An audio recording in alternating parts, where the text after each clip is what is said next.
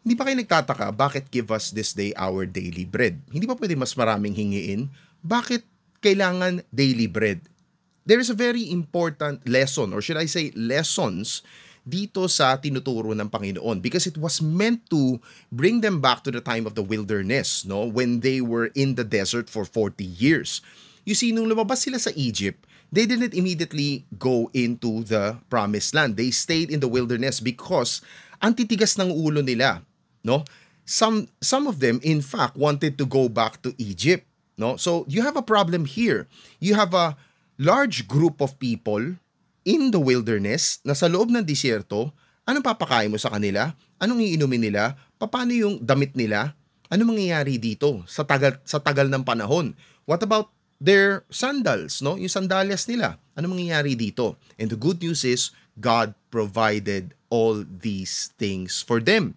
Kaya kung matatandaan nyo, ang turo ng Panginoon sa kanila is do not worry kung anong susuotin mo, kung anong kakainin mo, at huwag mong poproblemahin ang kinabukasan, no?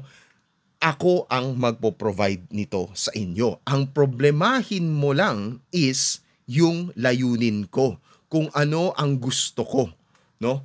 My righteousness, seek first my righteousness, seek first my kingdom, and the rest akong bahala sa inyo. So it was meant to teach them about reliance, okay?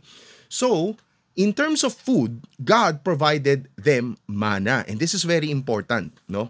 A lot of lessons here. Hear me out. Manna is the substance, the raw material na binigay sa kanila para gamitin nila para gumawa ng pagkain, para gumawa ng tinapay.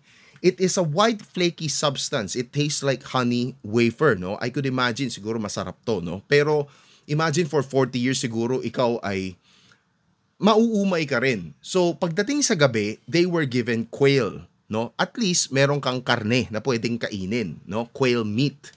And the thing is, pagdating sa mana, meron kang guideline. What do you need to do in order to get this? Well, you only need to go out, pick it up for your family, no? For you, for your household, okay? So this is telling us that hindi basta nahuhulog na lang yung pagkain sa bibig mo. You have to go out, you have to get it, no? But God will provide you with the means on how to get it. Okay? So you're gonna bring it home, you're gonna bake bread with it, and you're gonna eat and you're gonna be satisfied. Regardless kung malakas ka kumain, mahina ka kumain, you're gonna be okay. God will provide for you. So He's giving them, no, or reminding them, hoy, tandaan ninyo, hindi kayo nagutom, no? At hindi din kayo dapat nagswaswapang, no? Hindi dapat kayo sugapa. Kasi may iba, no, alam niyo naman ang tao eh. Kapag marami, ang tendency is kahit hindi na kailangan, kukunin mo lahat. Minsan yung kahit para sa kapitbahay mo na, kukunin mo pa. Oh, wala na bang may gusto niyan? Ako na lang ang mag-uuwi. Di ba may ganong klase tayong ugali, di ba?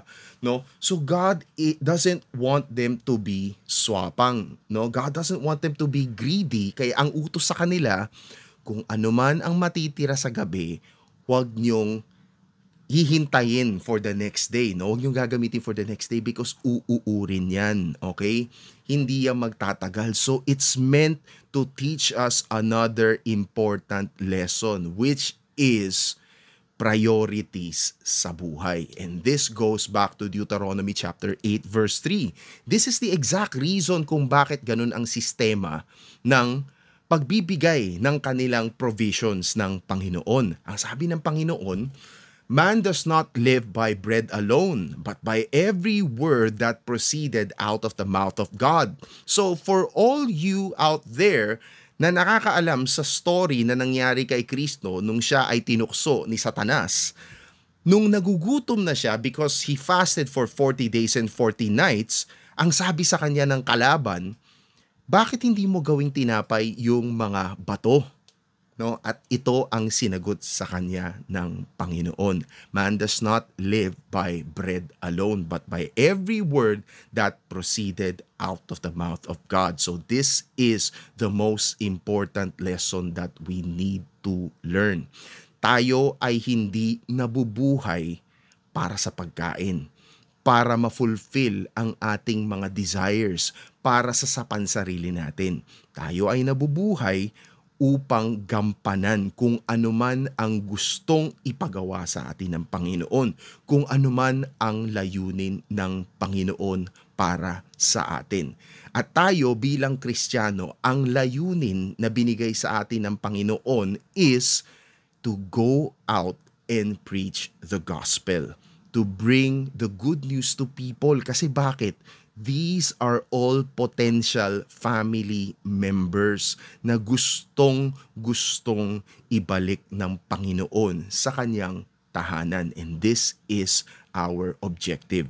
Hindi magpayaman. Hindi ko sinasabing hindi ko naman sinabing huwag kang magkaroon ng sobra, pero huwag mong gagawin huwag mong gagawin objective ang magpayaman.